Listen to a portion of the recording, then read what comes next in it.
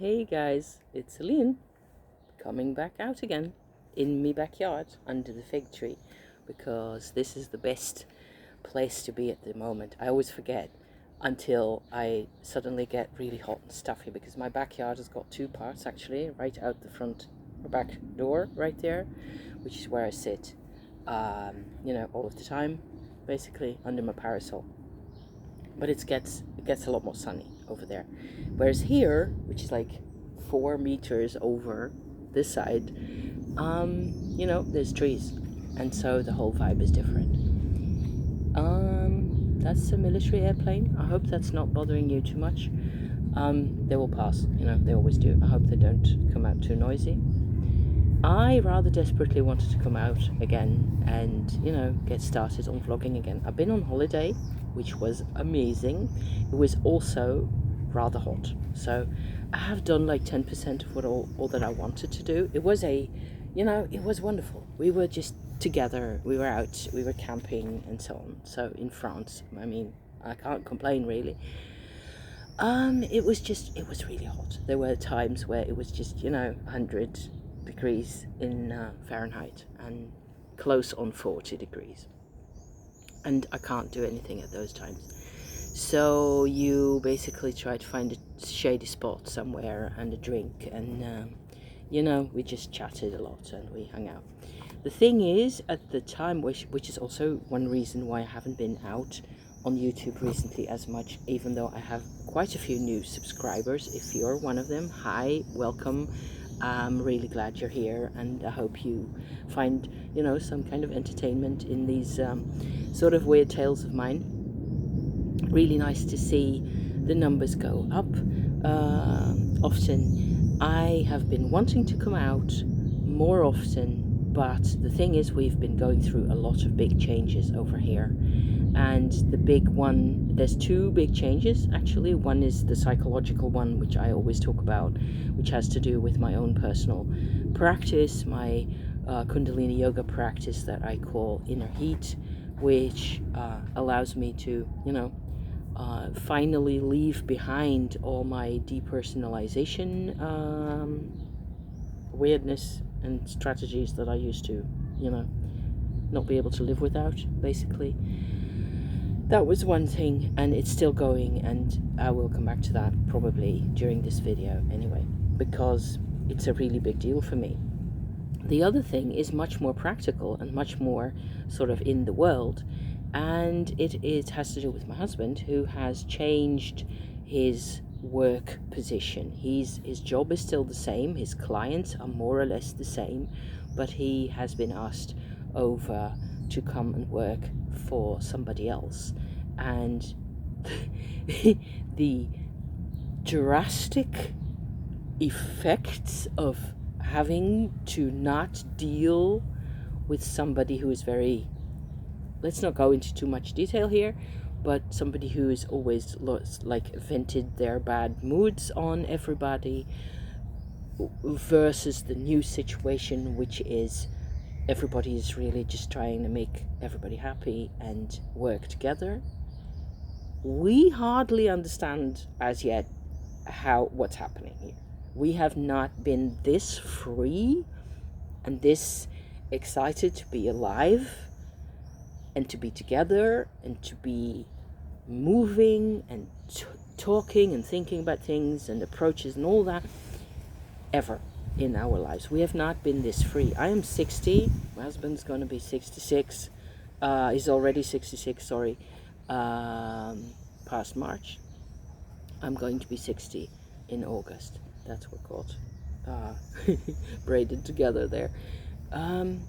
We have never tasted freedom like this. We have never tasted the situation where we hardly know what to do with ourselves. So that is very exciting. Also, it really hinges back for me to my own personal, my path that I've been on for sort of a year now. I can't believe it's been only a year that I figured out finally that I have had depersonalization, which is like a lead sail that is stitched on top of everything that is my experience. Everything has been weighted down, always. And so I've spent 6 decades on this planet, nearly, let's say 5 decades, unaware of this, unaware that this is a fairly, I won't say common, but it's something that happens to people who are traumatized, especially in childhood. I still have a hard time figuring out exactly where most of the trauma lies for me, because I have several sets, okay? So either one of those would probably suffice for me to just stick my head in the sand at 2 years old, 2 months old, 6 years old, 10 years old, all of those, because once I got into the habit, apparently, as a kid, of sticking my head in the sand and not coming back out again, it was all I knew how to do. And the traumatic triggering situations kept happening. Also with my own mum. I have talked about this on my channel. I won't bore you to death with all the late 60s, early 70s badness, because divorces and abandonment and post-war, everything, it's all basically in there. And not only from my mum's side, from my dad's side as well. It's just been really hard for everybody, and there was nothing I could do about it for anybody, including my own mum. You cannot make a difference, really, except just be you what you are when you're 6 or 12, right? So for me now, it's like the whole world is just, all this weight that was resting on top of me is gone. And on top of that, it's like from underneath, the whole of my life is expanding. My consciousness is expanding. Everything is like, it's like having a crust on top of lava, and suddenly the mountain decides to come alive again, and the lava comes up from underneath, and everything starts crackling up and cracking and breaking apart. And you get all these dark bits floating on a sort of a happy gold expanse, kind of what I feel like a lot of the time, if I let myself, because the mind is the last to get the memo, as we always say here, and I still feel like what is going on, and I have no control over it, and I find it really difficult to navigate sometimes. I'm not that super excited or emotional over things. It's more like I tend to not know what to do with myself and just sit around and read the same stupid novels over again, which is probably fine, because it's also summer. There's the airplane again. I'm sorry, I just got going here. I'm just gonna keep going a bit. I just want to do my little witchy check-in, because I got so much witchy stuff. And pause for 1 second. Okay, that sounds a little more normal. It gets the droning from the military airplanes gets really intense, at some point. It's not even that loud. It's not that it's unbearable. I just think it's unpleasant. So exciting. And we've been having experiences. I have been on holiday, like I said. I have been in France for 2 weeks. Basically, we went to a place where I have been 2 times before. This was the 3rd time, in Le Puy-en-Velay, which is in the Massif Central. So this is not the Alps. It's like you have the Rhone River going down to Marseille, and the Alps are on the east of that, and the Massif Central is on the west side of that. It's a fairly large region. France is, compared to the Netherlands, it's crazy how big France is. I mean, we're not used to those kinds of distances here. In the USA, you will just laugh at me because it's all tiny and infinitesimal anyway, which I suppose it's all a matter of perspective, right? It's what you're used to. We have in the past occasionally taken an airplane to go to the south of France, and then you're there in an hour and a half. It's like that far away. It's not really that far. But in a car and with a tent and all, it takes a bit more doing. and it was fairly warm, and it was quite pleasant, and most of it was really wonderful and exciting. I have 2 tarot decks, will you believe it? Again, 2 new tarot, so I'm going to do a bit of enabling here. If you've never heard of where's the book? This is the box. Tarot of Circe, which is it's a Greek, originally based, it's a deck which is sort of half based in the Smith-Waite tradition, which I would say, some of the cards are definitely, obviously, Smith-Waite in their setup. Some are not, but it's based in Greek mythology. So I could get this, and I could get this one. Both are Los Scarabeo decks, at a big supermarket in France, which I thought was pretty amazing. Okay. If you want me to go into these decks in more detail, please tell me so in a comment if you want. I will just show you a couple of these cards from the Circe deck, because just to give you a little impression, I very nearly didn't, it's a Chariot right there, didn't take it with me because, see, that's 9 of Swords, looks slightly different but still very recognizable.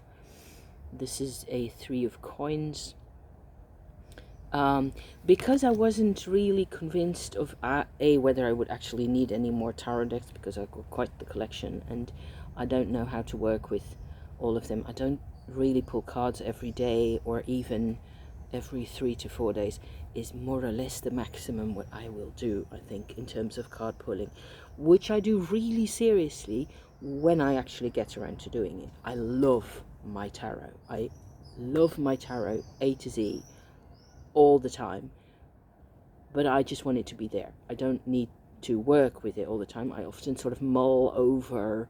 I'm a mulling kind of a person. I will mull over a card pull on and on, especially if I've done like a little more meaty work with it, like a series spread of a dozen cards or so, then I will come back to that same thing or that setup several times, during a couple of days, and remind myself and write things out. The thing with this is, I was quite surprised to find that actually what I feared, that it would sort of, because that is also a bit my experience with French culture. They really love this kind of stuff that goes back to antiquity, to the Greeks and the Romans. They're really fond of that kind of vibe. All the historical information, the archaeology and all that is how I've experienced it myself, being in high school in France back in the day, a long time ago.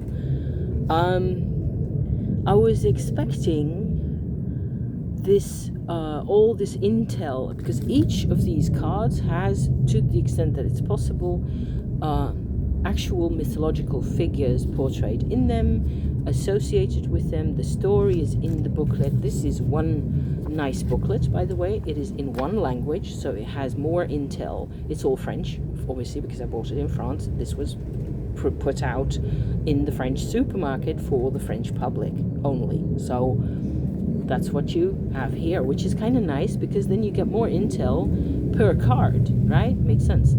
And quite a bit of it is mythological and Greek background, which I have I've been in Greece only once, and it was really awesome and I loved it, but it's like you're a tourist, right? So how do you, I don't find that sort of thing very I tend to really, feel unsure of how much of a connection I can really make with this. Visually, yes, I have I really enjoy what these cards look like, especially that they are not typically Mediterranean at all. They're quite, a lot of them are quite dark like this, so it's moody and sort of this is Demeter. The Empress card is Demeter, the Mother Goddess. So that is fairly easy to pick up. She looks a bit Art Nouveau to my mind, I think. This is your Valet de Pentacles, your Pentacles page, like so. See how moody and dark that is. And here's a Queen of Wands, same, you see. So most of these cards are like this. There's a few which have a really brighter background, just a few.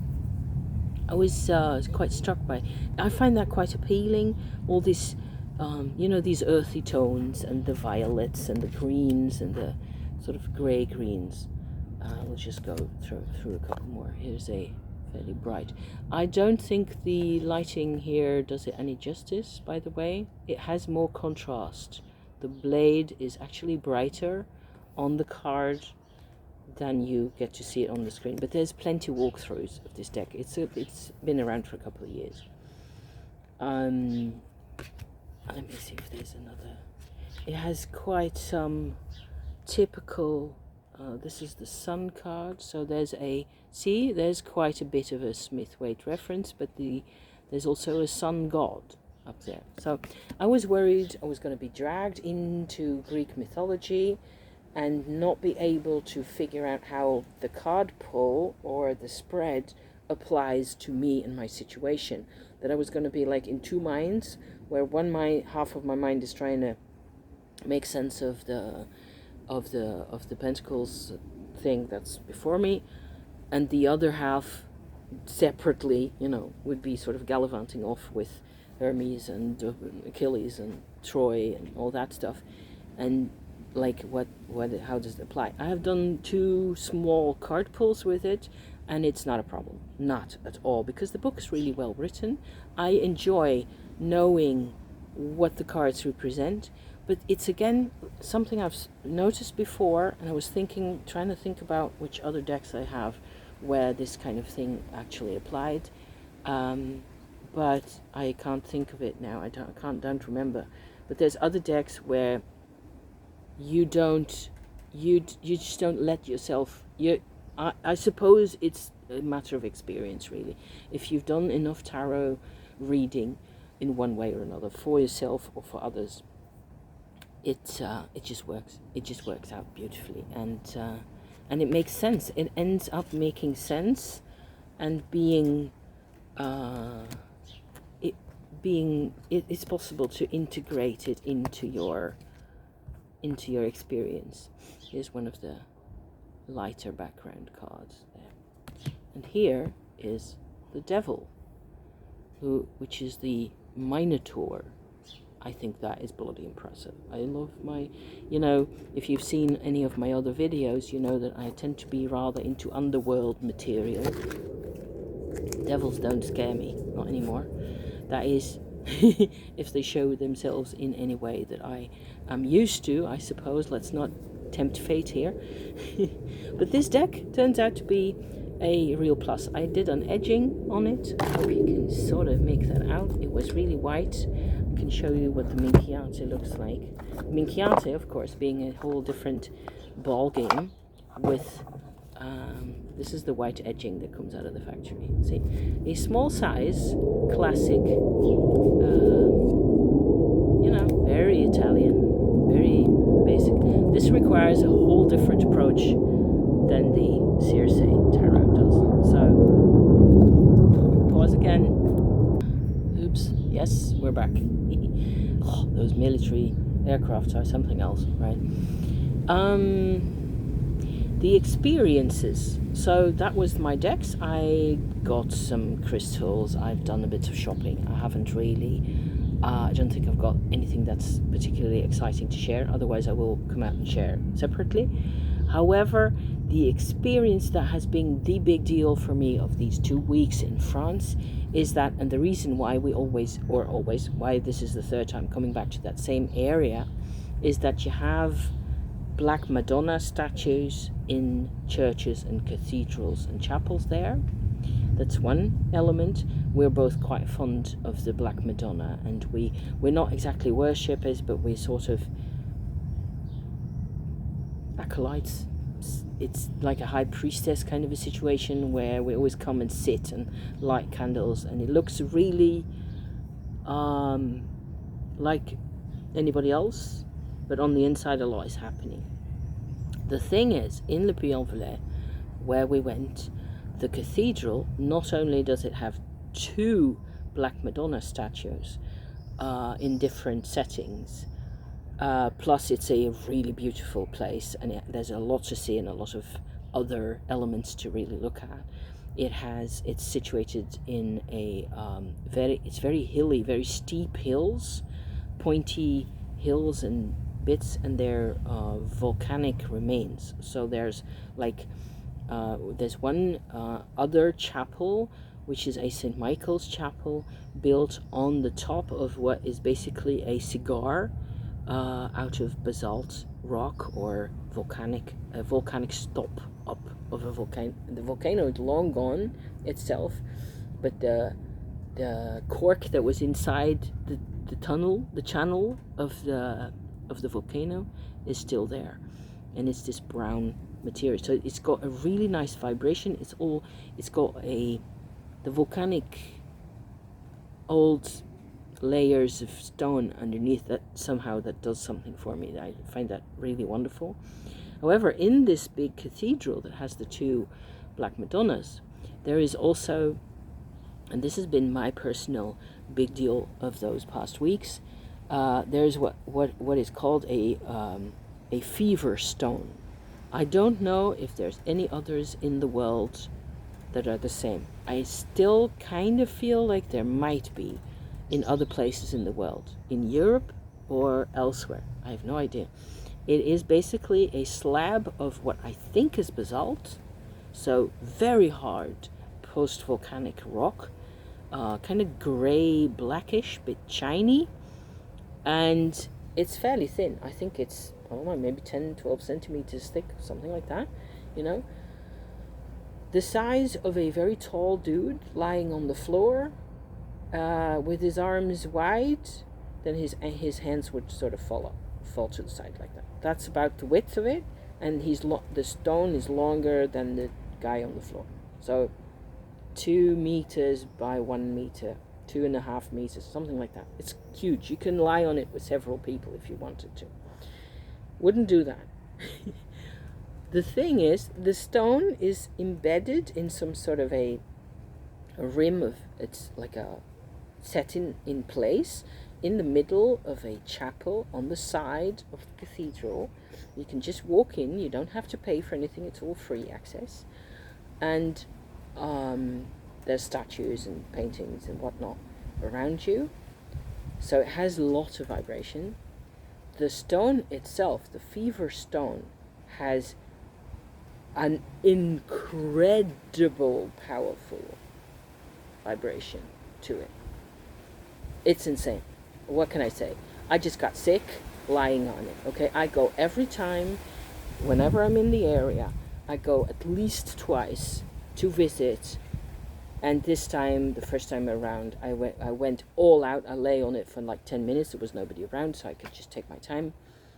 And there is this massive flow powering through every cell of your body and through your chakras and your meridians, and just going like that, but into your cells as well. So since I've been doing 7 years, 6.5 years of inner heat and Kundalini yoga practice, that shit hits me even harder than I suppose it hits everybody else who does the kind of crazy thing.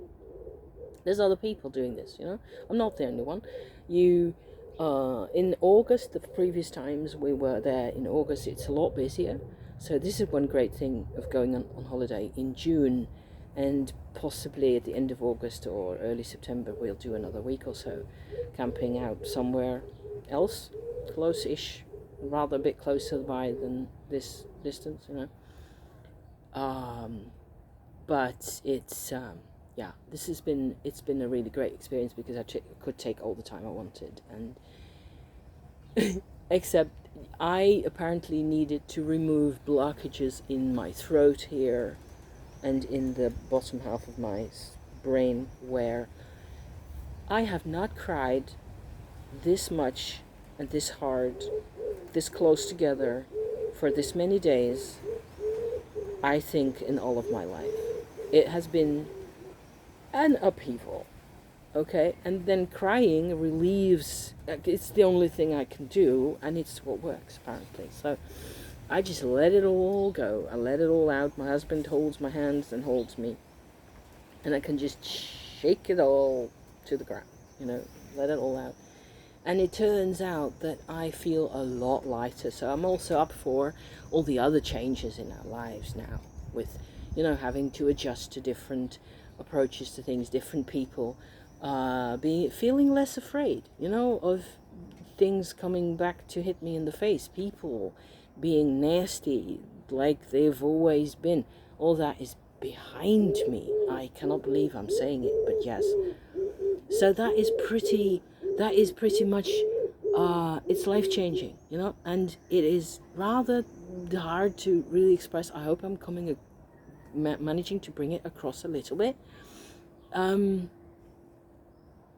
I've had several sequels where my whole lymphatic system was reacting to the energies and all that, and I just have to keep hydrated, and I just have to make sense of it all, and take it one day at a time, do my little bit of spinning or writing in my journal or pulling a card or two, and making sure that, which is my job basically, is making sure that the house is in order, more or less, that we have food on the table.